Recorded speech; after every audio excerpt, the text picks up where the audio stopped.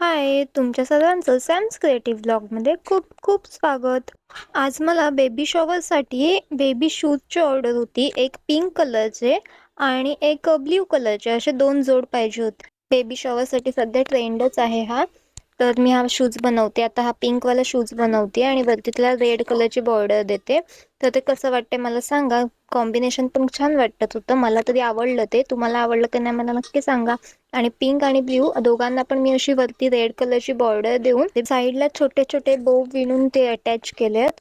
मी मागच्या व्हिडिओमध्ये पण माझं म्हटलेलं की बर्न केल्यावर खूप छान फिनिशिंग येते. हे शूज पण रेडी झाल्यावर यांना पण मी असं बर्न करून फिनिशिंग करून घेतली.